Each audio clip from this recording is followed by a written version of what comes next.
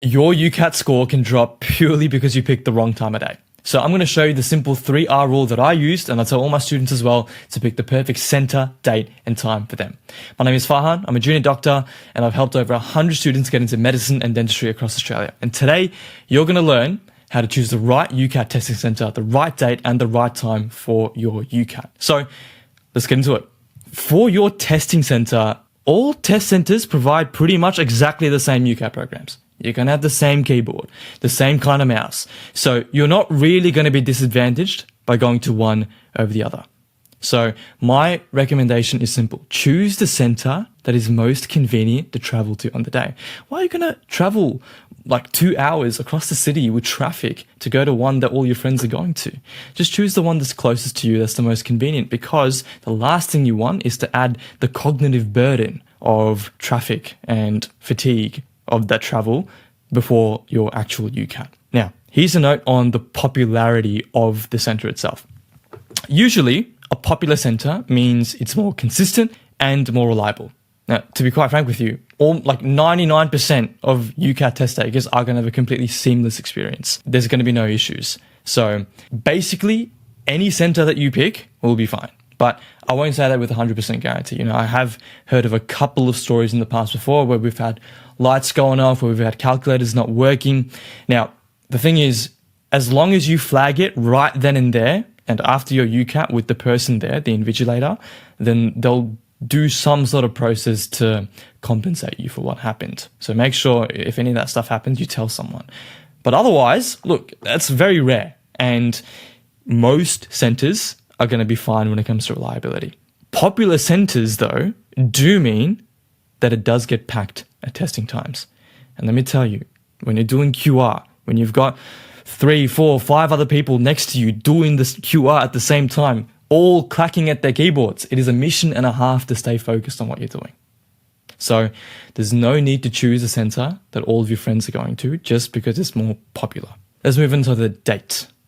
Now, this is just my opinion, just my 2 cents, and that's all it's worth. But I think that the earlier that you sit your UCAT, the better. I find that the prime time tends to be around the second week of school holidays. Now, there's a couple of reasons as to why, but I'll go through some of them, right? First of all, it's a bit of a wishy-washy one. It's the accountability of practice. You see, the earlier you have your UCAT, the less likely you are to slack off. Now, this is just a trend. There's no science backing this or whatever. It's just what I've seen across the 5 years that I've tutored the UCAT. Students who have the confidence in themselves to take their exams earlier tend to do better. This honestly has nothing to do with the date itself. It's more the fact that these are the kind of people that will do the practice, that know that they need to put in the effort by that particular time, and they can't slack off, they won't procrastinate, and that leads to better scores. That's just what I've seen. I think the second week of school holidays is good as well because you have information to work with. You've got around 7 to 14 days, depending on the year, of UCAT test taking that will have gone by, and you can scour the forums, you can scour Facebook, where you can get more information about the test if anything's changed. Though, you know, things are unlikely to change from previous years unless they completely remove a section like abstract reasoning, which you'll know about if that's the case, right? And lastly, and probably the most important part here, is school. It allows you to spend all of your holidays peaking for the UCAT and sit the UCAT before school gets in the way again. I think this is so underrated. I sat my UCAT personally on the 8th of July, I think it was, which was the Wednesday on the second week of school holidays. And I'm so glad that I did. It meant that I could spend that last week and a bit of my holidays purely thinking about the UCAT and nothing else. It meant that I wasn't thinking about SACs, internal assessments, or any of the school stuff and drama that would go on. It's just the UCAT right then and there. Now, did it mean that I kind of slacked off my ATAR stuff for a bit? Yeah, it did. But it also meant that as soon as the UCAT was over, I could get right back into the ATAR flow of things again. I think it's difficult, honestly, when you've had your holiday period and now you've got to go back into term 3. You've got all these SACs coming from, or your internal assessments coming from every single direction, and you've got the UCAT that you've been trying to peak for all this time. It's difficult to manage all at once. So I'm glad that I sat mine in the second week of school holidays. That's what I recommend. It's not a hard and fast rule. The only exception to this that I would recommend is if you just genuinely need more time. Like if you've only just realized what the UCAT is and like it's almost the deadline of booking day, you've only got a couple months, then yeah, you might want a bit more time to practice. But otherwise, if you're watching this nice and early, then that's my recommendation. Let's move on to time. This is another important factor, right? Cognitive freshness. I find that the brain tends to be the sharpest at around 3 to 4 hours after waking up. Anything before, your body's still kind of warming up. The engine's still warming up. But anything after, you're accumulating fatigue as you go throughout the day. So I recommend 3 to 4 hours after waking up. The optimal UCAT start time that I want to say for most students is around 11 a.m. to 12 p.m. I sat mine from 12 to 2 on the day, and I'm glad that I did, to be honest. The only considerations that you need for your time are the following. Your usual wake-up time. So if you're someone that is able to wake up nice and early, then, and if you're fresh, if you're energetic at that point in time, then yeah, there's nothing wrong with a morning time, right? If you're a bit of a night owl and if, you were left to your own devices, you wouldn't wake up until 2 p.m., then consider that as well, because you might want to be choosing a time that is later on in the day. And there's absolutely nothing wrong with that. That optimal UCAT start time I've got there, that's for most students. And you might be part of the minority, which is fine, right? I've got a couple of friends that graduated medicine with me who sat their UCATs like one at 4 p.m., one at 6 p.m. So it doesn't actually matter. All it depends is when are you sharpest during the day. The next consideration is how long will it take you to travel to the place of examination? I know for some of us, we might not be so lucky to have a UCAT test center 10 minutes away. Sometimes we've got to travel 2, 3, 4 hours, depending on how remote and rural you are. So obviously take that into consideration. You don't want to be picking an 8 a.m. when you've got to travel 3 hours.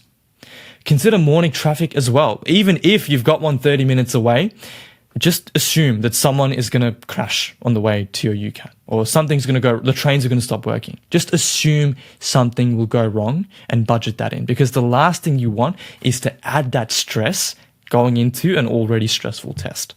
So account for morning traffic, give yourself a buffer.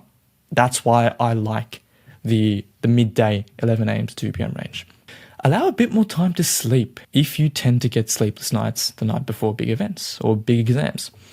For me, I tend to struggle to sleep when I know I've got a big exam coming up or a big event. So what I like to do is I budget in a bit more sleep. If I know that I have to be in bed by 10 o'clock so that I can get the optimal amount of sleep that I need, I just head to bed at 9, because best case scenario, I get some extra sleep. Worst case, like even if I don't fall asleep right on time, then it doesn't really matter all that much. So give yourself that buffer time. That also means picking a time that's later on in the day, because if you pick an 8 a.m. and you've got to wake up at 6 a.m. and you're tossing and turning at 2 a.m. thinking, oh my God, I've got to wake up in 4 hours because I have to get to the UCAT on time. That's not a situation that you really want to be in. So budget that in. So here's the rules that I use for booking your UCAT. It's just going to be a summary of everything that I've said so far. It's realistic travel, your rest window, and revision peak. For realistic travel, how long will it take you to travel to the center? Always, always, always consider the morning traffic, because the last thing you want is a stressful commute and heroic drive where your mum or dad's got to swim through lanes just to make it through to the UCAT testing center on time. The next is your rest window. Give yourself a bit more time to sleep if you tend to have sleepless nights. The brain tends to be sharpest around 3 to 4 hours after waking up. Anything before, you're still a bit tired. Anything after, you're accumulating fatigue. So the optimal UCAT starting time for most students is around 11 a.m. to 2 p.m. And revision peak. Aim for holidays or lighter weeks for the date. Avoid peak SAC or internal school assessment season. And the only exception to that is if you genuinely do need more time. By the way, you can always reschedule. I won't say you can always. It depends on the availability. But I've had many situations where students have picked a date earlier, realized that they need a bit more time, and then rescheduled afterwards. So you might have that option as well. So here's the common traps that people tend to fall into when it comes to booking their UCAT. Number 1 is booking a time just because their friends chose it. Number 2 is leaving the UCAT until late in the window for more prep time, which is usually code for I'm going to put this off and procrastinate and not get to the UCAT. And 3, choosing 8 a.m. or late evening without considering your usual wake and energy patterns. So here's your do's and don'ts. Do pick the closest, easiest to reach test center, because at the end of the day, all test centers use the same UCAT software. Do aim for a date, ideally around the second week of holidays, and do choose a start time roughly 3 to 4 hours after your normal wake up. Don't follow friends to a far or noisy center if it complicates your day. Don't assume more weeks automatically mean better prep if school ends up getting in the way. And don't book outside your focus window unless travel or availability force your hand. So here's your next step. I want you to go to the UCAT website and check when the UCAT booking dates open for this year. It's different for every single year, so I can't give you a specific date now. And then what I want you to do is set a calendar or an alarm reminder for the day before so that you're ready the next morning. Because the reality is UCAT sessions are on a first come, first served basis. Then pick a UCAT center, date, and time that works for you according to the 3 R's: realistic travel, rest window, and revision peak. Now, this is just one of the frameworks that I like to use for the UCAT at a general overarching level. But if you're after a cheat sheet that has all of my frameworks for the UCAT, including for question types, then click the first link in the description below. And if you're looking for a question platform that'll take you all the way through to UCAT test day and you don't already have a platform, then you can use the code Farhan for 10% off med entry.